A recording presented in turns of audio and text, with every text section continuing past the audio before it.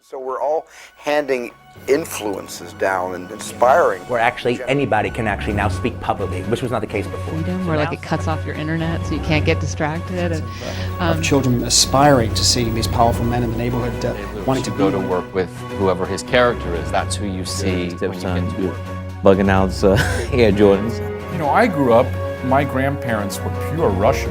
They didn't speak. In this beautiful language called cinema. Bienvenue pour ce tout premier épisode du Ciné Club consacré au réalisateur James Gray. À travers ces 7 films, on va évoquer ses très nombreuses influences, on va également parler de famille, de fatalité, les thèmes au cœur de son œuvre, et on parlera aussi des rapports souvent conflictuels du cinéaste avec les producteurs et la critique, qui a mis du temps pour reconnaître le talent de cet artiste sans concession. James Gray est originaire d'une famille juive russe. Ses grands-parents paternels arrivent à New York dans les années 20. Il grandit dans le Queens et connaît une enfance tourmentée avec un père pris dans des affaires judiciaires et une mère préoccupée par leurs conditions modestes, mère qui décédera alors qu'il n'a que 19 ans. James Gray a très tôt été marqué par le cinéma. Son premier choc, c'est la découverte d'Apocalypse Now à 10 ans au Diamond Theater avec son père. À 13 ans, il quitte l'école et passe ses journées dans les cinémas de Manhattan. Après avoir abandonné l'idée de se lancer dans une carrière de peintre, il part finalement étudier le cinéma à Los Angeles à l'Université de Californie du Sud. Il se fait très vite remarquer et son film de fin d'études Cowboys and Angels suscite l'intérêt des producteurs, ce qui lui ouvre très tôt les portes des studios. James Gray n'a que 24 ans lorsqu'il tourne son premier film Little Odessa, l'histoire d'un tueur à gages qui doit revenir dans son quartier d'enfance à Brooklyn pour effectuer un nouveau contrat. Il y retrouve un père violent, une mère gravement malade et un petit frère admiratif. Le réalisateur obtient pour son premier film la présence de 2 jeunes nouvelles stars d'Hollywood, Tim Roth et Edward Furlong, propulsés par les récents succès de Reservoir Dogs et Terminator 2. À la base, l'action du film devait se passer en été, mais des retards de production ont dû contraindre l'équipe à tourner en plein hiver dans un New York glacial.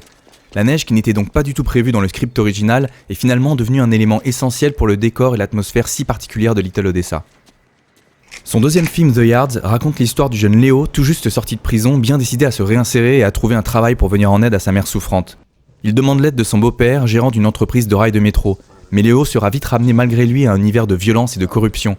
Le film est directement inspiré de la vie et du métier du père de James Gray, qui travaillait pour une compagnie de métro new-yorkais. À l'origine, les rôles de Joaquin Phoenix et Mark Wahlberg étaient prévus pour Robert De Niro et Sean Penn, qui se sont finalement retirés du projet. Le film a été produit par la société Miramax des frères Weinstein, qui ont imposé une fin au réalisateur dont ils ne voulaient pas, mais ça, on en reparlera plus tard. 7 ans plus tard, James Gray retrouve son duo d'acteurs stars pour La Nuit nous appartient. Cette fois, Joaquin Phoenix incarne Bobby Green, gérant d'une boîte de nuit à la mode fréquentée par des trafiquants de drogue. Mais son frère et son père, interprétés par Robert Duvall, travaillent eux pour les stupes. Bobby va donc se retrouver face à un dilemme moral et familial, tiraillé entre ces deux mondes. L'idée de base du film est née d'une couverture du New York Times qui avait impressionné James Gray par sa force et sa symbolique. Pour les préparations du film, le réalisateur a d'ailleurs passé plusieurs nuits à effectuer des rondes avec la police de New York. Vient ensuite Two Lovers. Léonard est un trentenaire adolescent vivant encore chez ses parents et souffrant de légers troubles psychologiques. Son avenir social et sentimental est déjà tout tracé par son cercle familial. Mais la rencontre avec sa nouvelle voisine Michelle va venir bouleverser cet ordre établi. Le film a été inspiré par la lecture des Nuits blanches de Dostoïevski. En 2013 sort The Immigrant, l'histoire de 2 sœurs venues de Pologne qui décident d'émigrer pour les États-Unis. À peine débarquée à Ellis Island, elles se retrouvent séparées quand Magda est diagnostiquée tuberculeuse. Pour retrouver sa sœur, Eva acceptera de travailler pour Bruno, un amant proxénète tenancier de cabaret. Là encore, le film est fortement inspiré de l'histoire personnelle de James Gray à travers celle de ses grands-parents immigrés russes. Pour recréer l'ambiance de l'époque, le réalisateur s'est fortement inspiré de la Ashcan School, un courant de peinture américaine du début du XXe siècle qui représentait les milieux pauvres des grands centres urbains. Pour accentuer le réalisme, il a aussi tenté de recréer l'ambiance jaunâtre de l'époque causée par la pollution en imprimant avec son chef-op Darius Khondji cette tonalité sépia très marquée tout au long du film. On peut noter que les 5 premiers films de James Gray se déroulent tous sans exception dans la ville de New York. Mais là où Hollywood avait tendance à choisir les beaux quartiers de Manhattan pour ses productions, James Gray lui a décidé de s'intéresser aux quartiers de son enfance, plus pauvres et moins visibles, Brooklyn, le Queens et Staten Island. Pour les 2 films suivants, le réalisateur parvient enfin à quitter sa ville natale. En 2016, c'est la jungle amazonienne qui lui servira de décor principal pour The Lost City of Z. On y suit les aventures d'un jeune officier missionné par la Société géographique d'Angleterre pour aller cartographier la frontière entre le Brésil et le Venezuela. Le film est inspiré de l'histoire vraie de l'explorateur Percy Fawcett. À l'origine du projet dès 2010, c'est Brad Pitt qui devait incarner l'explorateur. Il abandonne finalement le rôle, mais devient producteur du film. Benedict Cumberbatch a lui aussi été contraint de refuser au dernier moment pour aller enfiler la cape du Doctor Strange. On retrouvera Brad Pitt en acteur en 2019 dans le rôle principal du dernier film en date de James Gray, Ad Astra. Il y incarne Roy McBride, un astronaute envoyé en mission à proximité de Neptune pour retrouver son père disparu depuis plusieurs années et soupçonné de menacer la Terre avec ses expériences menées aux confins du système solaire.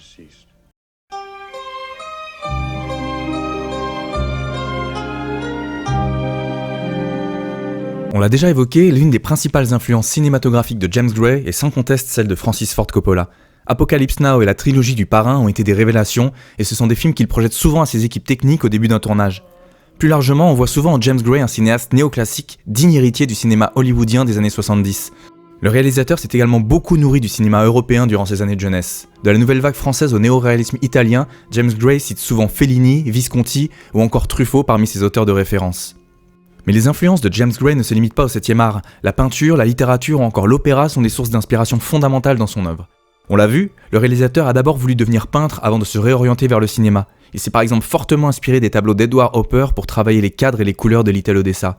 Pour The Yards, il a emmené son chef opérateur Harris Savides au musée de New York avant le début du tournage pour étudier les tableaux de Rembrandt et de Delatour, tenter de saisir ce qu'il nomme la volupté de la mort. We talked a lot about trying to give the picture a kind of beautiful, voluptuous, we called it, voluptuous look, kind of yellow ochres and buttery yellows and burnt siennas and burnt umbers, a series of browns and yellows that were a kind of almost soothing in their beauty. On one day we had lunch and he wanted to show me what the voluptuousness of death meant to him. James Gray a toujours su s'entourer de chefs opérateurs prestigieux. Harris Savides a travaillé pour Gus Van Sant, David Fincher ou Sofia Coppola. Darius Khondji, chef opérateur sur The Immigrant et sur le magnifique Lost City of Z, a travaillé entre autres pour Jean-Pierre Jeunet, David Fincher ou plus récemment les frères Safdie. Pour Ad Astra, on retrouve Hoyte van Hoytema qui avait travaillé entre autres sur Her, Spectre et les 3 derniers films de Nolan. On peut également noter que James Gray est l'un des derniers réalisateurs à tourner en pellicule dans une ère dominée par le tout numérique. Tourner avec de la pellicule est un moyen d'exprimer une mélancolie qui m'habite, qui a à voir avec l'idée d'irréversible. Le grain, la photochimie font revivre le passé, ce passé qu'on ne retrouvera jamais. Peut-être parce que l'art est ma manière d'éprouver des sentiments religieux, de me faire à l'idée de la mort. Et pour en terminer avec les sources d'inspiration du réalisateur, on peut également citer quelques auteurs comme Shakespeare, Dostoïevski ou encore Zola, et noter l'importance de l'opéra, et plus largement du vérisme, ce courant italien de la fin du 19e siècle qui représentait la réalité quotidienne et les problèmes sociaux de l'époque.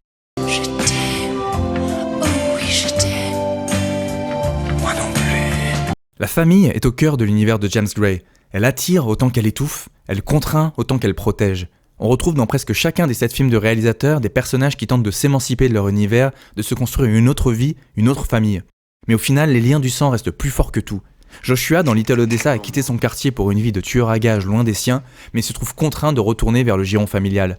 Léonard est comme prisonnier de sa propre famille, épié dans sa chambre d'éternel adolescent. Il essaiera de s'en émanciper et de s'en échapper avec Michelle, son amour fantasmé, mais finira là encore par retrouver son cocon originel. Ce dilemme est encore plus évident dans La nuit nous appartient. La famille de Bobby, son frère et son père travaillent dans la police, mais lui est devenu gérant d'une boîte de nuit. Il a intégré un nouveau milieu, presque une nouvelle famille. Son acte d'émancipation va jusqu'à reprendre le nom de jeune fille de sa mère et à faire de Marat, son patron, un père de substitution. Mais là encore, le fils sera contraint à faire un choix et devra finalement répondre contre son gré à l'appel du sang plus fort que tout. And your brother said that you've been using your mother's name these days. Yeah, just for business, you know. It's easy. Bobby Green. Well, people can pronounce it, you know. Puerto Rican you brought. She been hooking you up. What do you mean? Come on, I can smell it on you. Keep laughing. Your mother, rest in peace. I think she was too easy on you.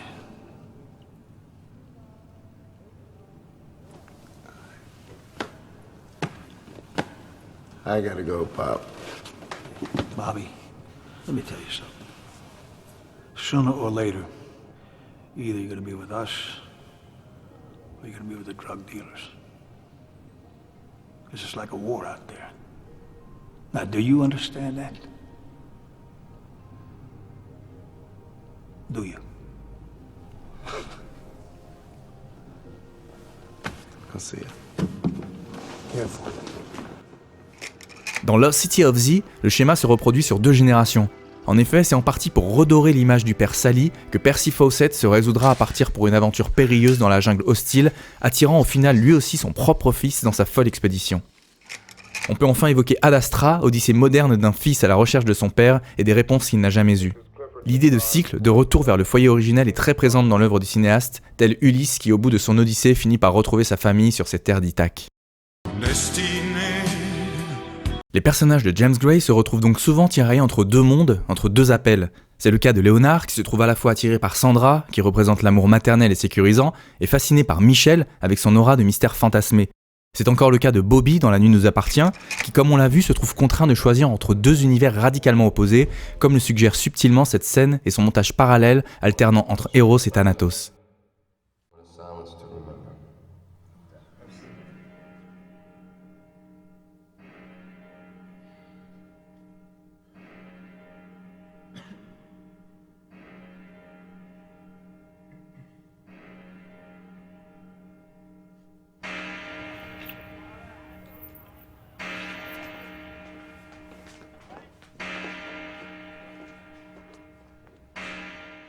L'utilisation du zoom en gros plan est un outil cinématographique souvent utilisé par James Gray pour exprimer ses questionnements et ses conflits intérieurs.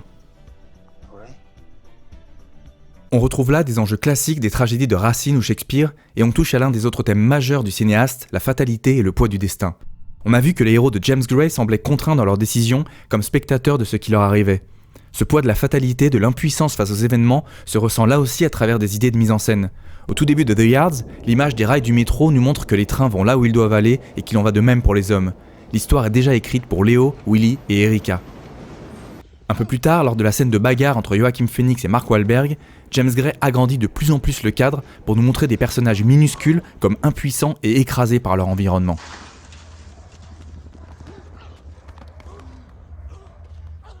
On peut aussi penser à l'une des scènes les plus connues de la filmographie de James Gray, la scène de voiture de La nuit nous appartient. Là où les poursuites classiques du cinéma nous montrent des héros sûrs d'eux, déterminés et maîtrisant leur véhicule, ici c'est tout l'inverse. Léonard et Amada ne contrôlent rien, ils subissent la scène du début à la fin, sous une pluie diluvienne qui renforce encore davantage l'aspect tragique de la scène.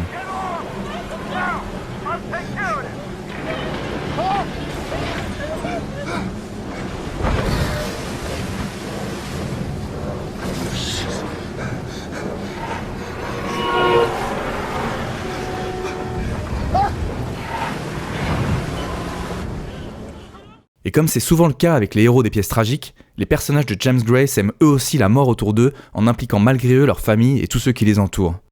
Alors attention, si vous n'avez pas encore vu les films de James Gray, la minute qui suit comporte pas mal de spoilers, je vous invite à vous rendre directement à...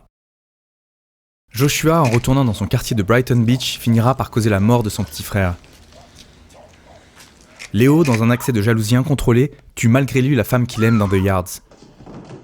Dans La nuit nous appartient, c'est le père de famille qui sera victime de l'engrenage fatal des événements. Dans Lost City of Z, même si la fin du film reste ouverte, on peut avoir des doutes sur l'issue heureuse de l'expédition de Percy et de son fils. Et l'exemple le plus emblématique reste celui de Brad Pitt et de son odyssée futuriste dans Ad Astra. Du début du film avec cette intro époustouflante sur la plateforme, jusqu'à l'attaque du singe aux confins du système solaire, en passant par cette improbable course-poursuite lunaire, le Major Rogue McBride sème fatalement la mort autour de lui. LRV-3 down. Ces questionnements internes, ces doutes, ces luttes incessantes des personnages avec leur environnement, ce sont aussi celles du cinéaste lui-même, reflet de ses rapports souvent conflictuels avec les producteurs ou la critique. On l'a évoqué au tout début de cette vidéo, pendant ses années de fac à Los Angeles et grâce notamment à son film de fin d'études, James Gray s'est très tôt forgé une réputation de cinéaste prometteur. C'est entre autres ce qui lui a permis de diriger pour son premier film, à seulement 24 ans, des acteurs aussi prestigieux que Tim Roth, Edward Furlong, Vanessa Redgrave et Maximilian Schell. Mais la suite va s'avérer bien plus compliquée pour le réalisateur. Si la critique en Europe s'intéresse tout de suite à ce cinéaste dans lequel elle reconnaît l'influence des grands noms européens, l'accueil aux États-Unis est beaucoup plus froid. Il est même glacial à Cannes, où ces trois films présentés en compétition, The Yards, La nuit nous appartient et Two Lovers, sont incompris et sifflés à la fin des projections. C'est à partir de Two Lovers, justement, que la critique américaine commencera à s'intéresser au cinéaste, et si son film suivant, The Immigrant, connaît un certain succès au box-office, ses autres films sont presque tous des échecs commerciaux. Les rapports avec les producteurs sont eux aussi souvent tendus, notamment avec la société Miramax, dirigée par les frères Weinstein, qui imposeront aux réalisateurs leur vision pour la fin de The Yards. But, you know, that's movies. I mean, very rarely do you see something that is completely untouched by idiots. And it was... I mean, that's the business. You have idiots who think they're creative and they fuck with you, and that's what you have to deal with. And you're avoiding naming he who shall not be named, Harvey Weinstein. No, I'll say it. I mean, I'll say it. I said it at the time, so I went public with it, and it did screw me over. It took me a while to get the next film made, but I look like a fucking god now. I go to parties, man, I'm the hit of the room. Because here's the thing. Harvey was, Harvey, and I'm glad I can say was, Harvey was terrible. Harvey was terrible. Harvey was terrible to actors and actresses. Harvey was really terrible to film directors because he wanted to be a film director. On pourra quand même noter que dans cet univers souvent hostile à l'égard du réalisateur, les acteurs auront toujours soutenu James Gray et manifesté leur envie de tourner sous sa direction. Ces rapports conflictuels, ce refus de céder aux exigences des studios, c'est en partie ce qui explique le peu de films réalisés, seulement 7 en presque 30 ans de carrière. Car James Gray a une vision bien précise de son métier, de ce qu'il cherche à transmettre au public à travers ses films. Il a refusé de nombreuses propositions de films de commande et il préférera prendre son temps pour monter ses projets plutôt que déroger à ses principes. Le temps, il le prend aussi dans sa réalisation et ses montages. Quand le cinéma hollywoodien des années 90 proposait des films où les plans duraient en moyenne 3 secondes, ceux de Little Odessa étaient de 12 secondes. Stop. Turn around.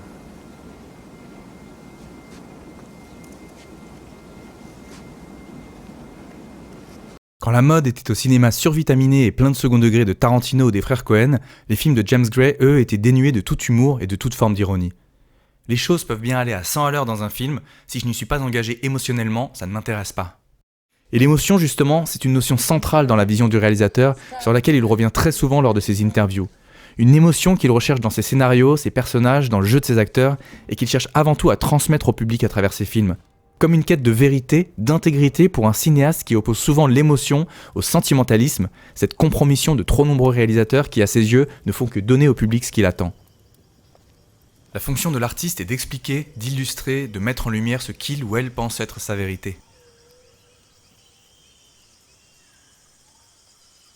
Et on touche là à l'un des principaux reproches qui sont parfois adressés aux cinéastes. Certains estiment que ces films sont presque trop maîtrisés, manquent d'une folie, d'une émotion viscérale. On peut par exemple évoquer le tournage de Lost City of Z au fin fond de la jungle amazonienne. Comme pour Aguirre ou Apocalypse Now, les conditions furent très difficiles et plusieurs acteurs ont connu des problèmes de santé sérieux. Mais là où ce danger, cette tension transpire dans les films de Coppola ou de Werner Herzog, Lost City of Z ne rend pas compte de cet aspect fiévreux et propose au final avec cette magnifique photo de Darius Khondji un film beaucoup plus contrôlé. Pour autant, James Gray ne fait pas partie de ces cinéastes voulant absolument tout diriger sur un plateau. Il aime composer avec l'imprévu, avec les improvisations de ses acteurs, comme il l'explique en racontant cette anecdote sur le tournage de 2001 de Stanley Kubrick. In it talks about this, the script work between Kubrick and Arthur Clarke, and then I read that The Thing, which is one of the greatest narrative ideas ever, where the computer is reading the lips of the astronauts, is the idea of some schnooky 21-year-old production assistant on the day. And it's like, what? And I read that, and on the one hand, that's very impressive that Kubrick was aware enough to accept that idea, which is great.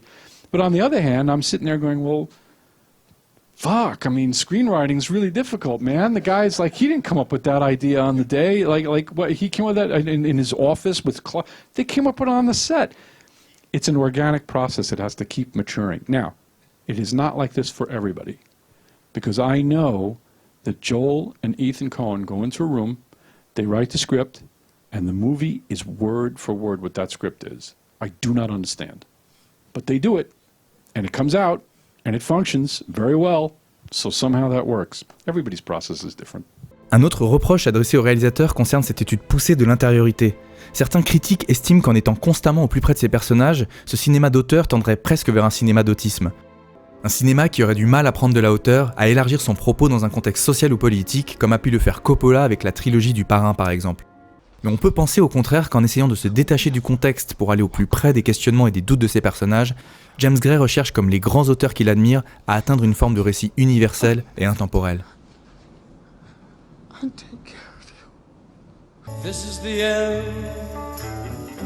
On l'a vu, le cinéma de James Gray aime prendre son temps.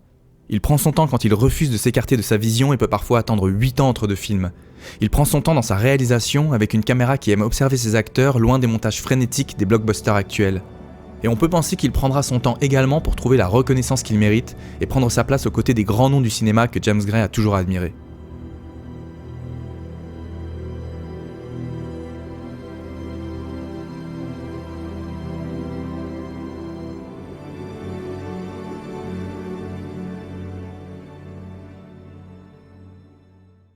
Voilà, c'est la fin de ce premier épisode du Ciné Club. Si ça vous a plu, je vous invite à liker la vidéo. Vous pouvez également laisser des commentaires qui me seront sans doute très utiles pour le prochain épisode.